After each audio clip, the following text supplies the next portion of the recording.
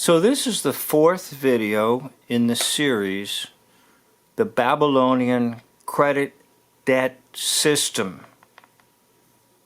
And it is entitled, The Role of Government.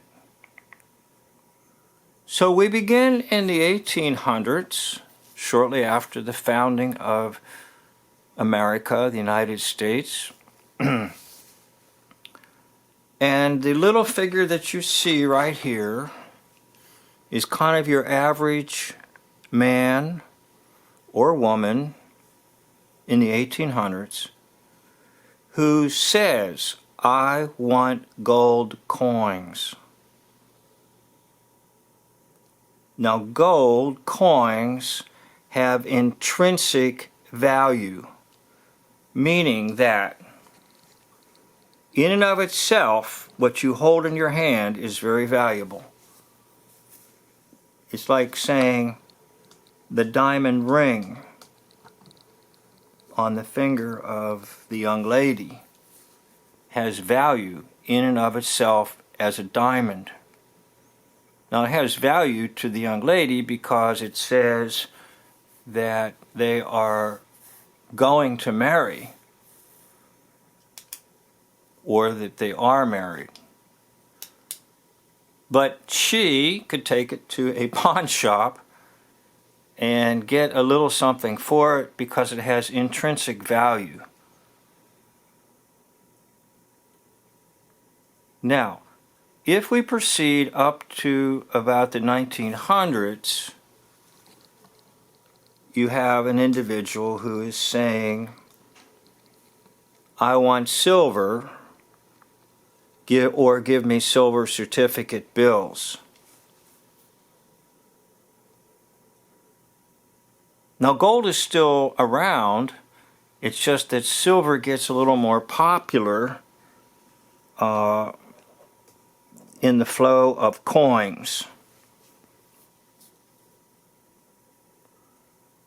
Now, a silver certificate is like a dollar bill, but it will have on it, it is a silver certificate. Meaning that if you go to any bank in the United States prior to a certain period of time, I'm just going to use 1964, 65, but that's probably not correct. But this dollar bill that says on its silver certificate entitles you to get 4 silver quarters, or 2 silver half dollars, or 10 silver dimes. It entitles you to have intrinsic value in your hands. In other words, you will walk out of the bank with a precious metal.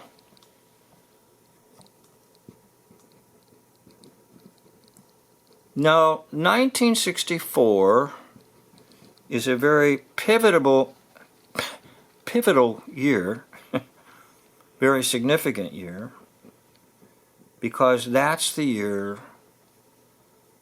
that it was the last year for the minting of coins with silver.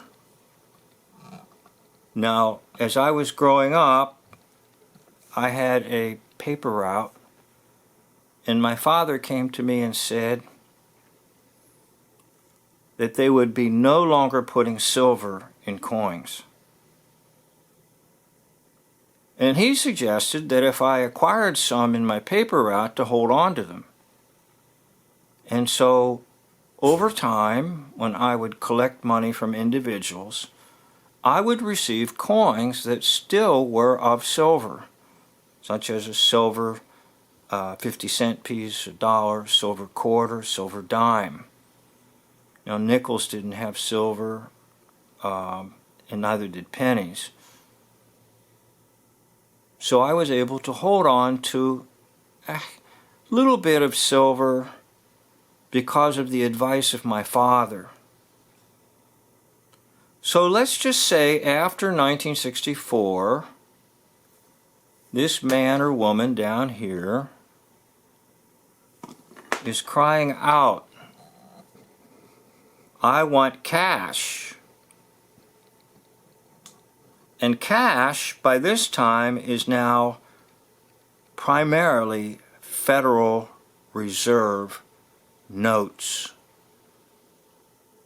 Now, as time progresses and we move more towards this year, 2024, that little man or little woman right there is crying out, I want a good credit score so I can be part of the credit debt system. Now, younger people today have no idea of what life was like as I was growing up. They have no idea what it was like for me to hold in my hand silver quarters, silver dimes, possibly even a silver dollar, maybe a silver 50-cent piece. No idea of intrinsic value, because the Babylonian system has replaced it almost exclusively. So when this man or this woman here, the modern man or modern woman, after the year, let's say 1964, to the year 2024, has no intrinsic value in anything. Oh yeah, they have, quote, dollar bills in their wallet. But we'll talk about that here in just a minute. Oh, they want a good credit score so they can be in the system. Now, what makes it work? One word, and one word alone: faith in the paper. Faith in that little artistic work of paper in your hand. Faith in the fact that your card, when it's put in a machine in a store, will go through and you can walk out with your groceries. I want cash, and I want a good credit score. Now go backwards in time, okay? That little man or little woman just 50 years ago or more was saying, I want silver coins or silver certificates. And prior to that, that man or that woman was saying, I want gold coins in my pocket. So let's go to our next page.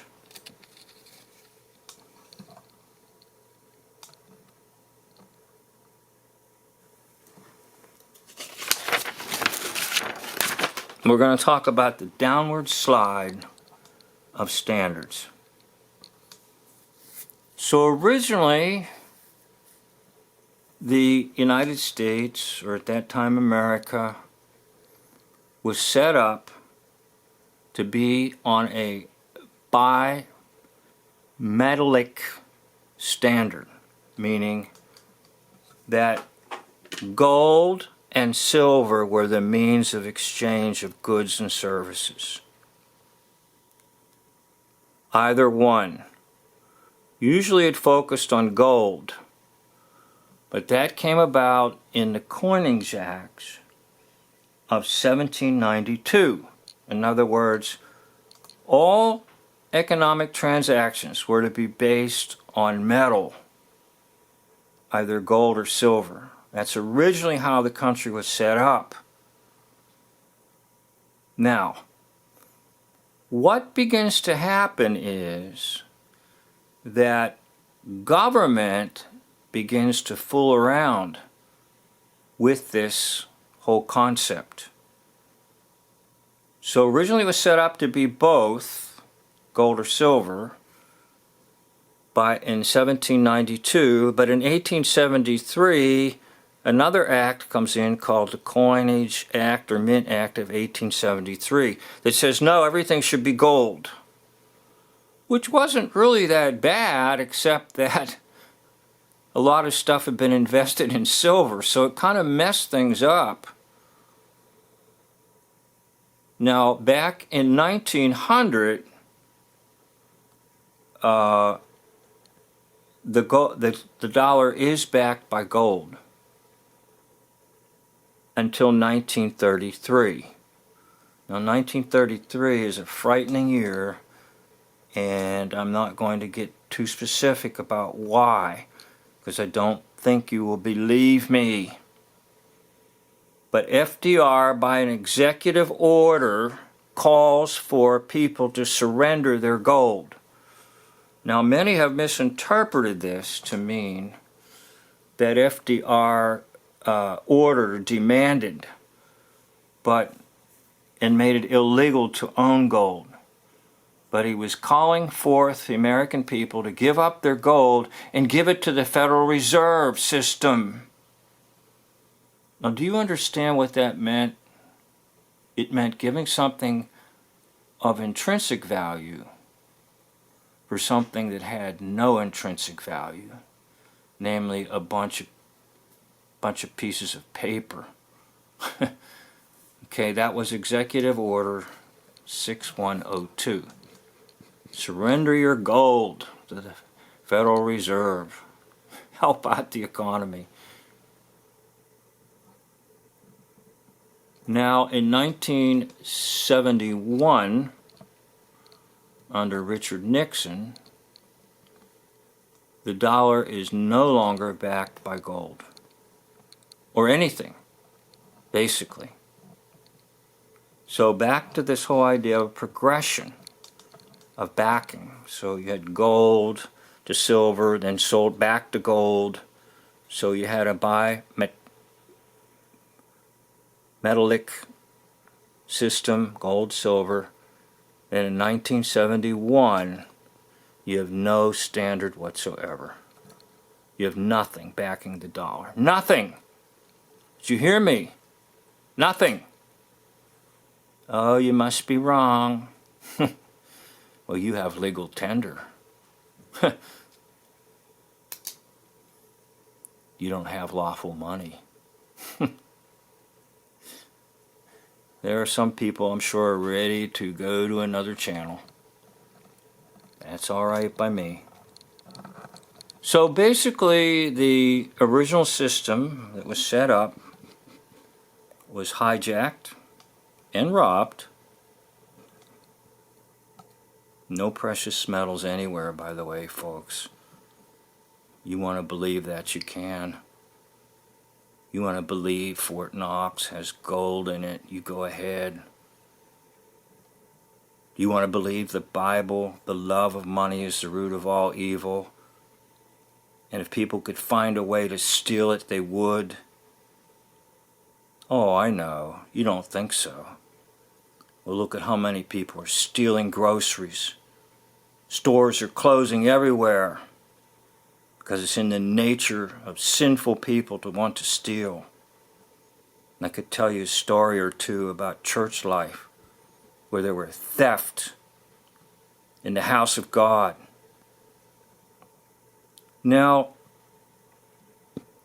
the system that was originally set up was hijacked, robbed, and demolished. There are dollars that cannot be exchanged for gold or silver, and it was substituted with the Federal Reserve System. So the original system, set up in 1792, is gone. And by the way, that was an act of Congress. And there's a modern false system of credit debt with intrinsic value missing. In other words, right now, go to the bank and hand them a $1 US from Federal Reserve System and say, I would like an equal value of gold or silver. They will tell you, get lost, I'll call the police.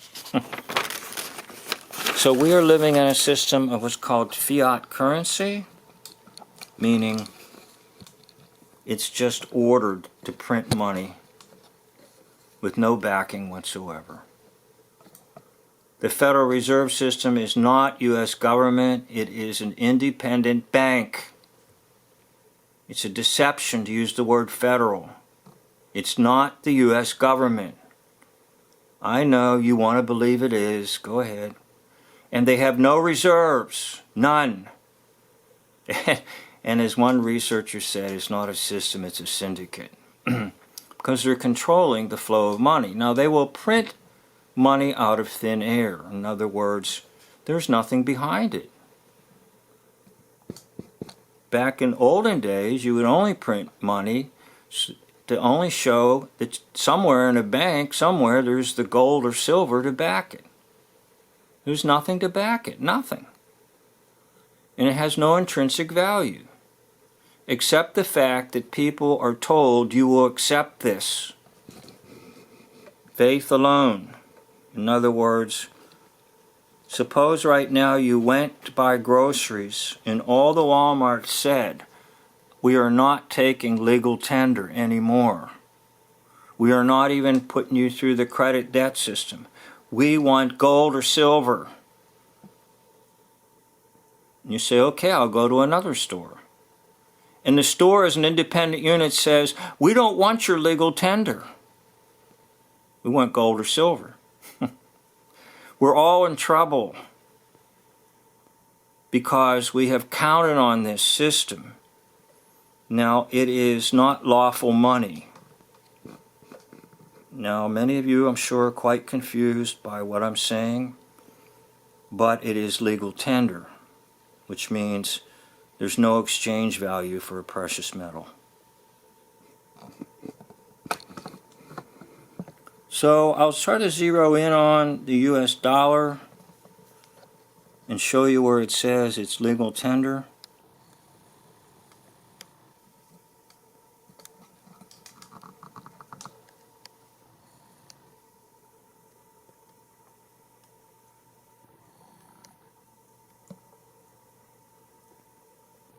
And it's only good for one thing, paying off a debt.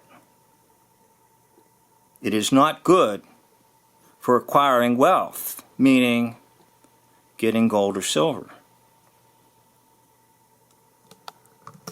Now, when I was growing up, back to the whole idea of collecting silver from my bank, from my, not my bank, but from my customers and paper route, occasionally I would get something called a U.S. note. It looked like a Federal Reserve note, but those were more valuable because the Federal Reserve notes were coming into play and the U.S. notes were going out. Now that's a whole nother topic and it may confuse you. I might even confuse myself. But what you need to realize is, back to this whole idea, you'll see it right on the top of the dollar bill. It's a Federal Reserve note. Don't be deceived. Federal doesn't mean U.S. government. There's no U.S. government in the Federal Reserve System. Now the U.S. government works with it, but it is complete, total, independent bank. It has nothing to do with U.S. government because they're independent bankers controlling the economy. Now, how does this all tie in? Well, there's to be a one world economy, a one world religion, and a one world government. You're looking at the one world economy, a credit debt system. This concludes the video. I'll try to clarify things in another video. And if you're confused, you can leave a note. Be glad to answer you. If you're upset, that's okay. I'll be glad to answer you. If you want to argue and fight about what I've said, that's okay too. Because eventually you may get hit with the reality of what has happened in your lifetime and in my lifetime. Thank you for watching. End of video.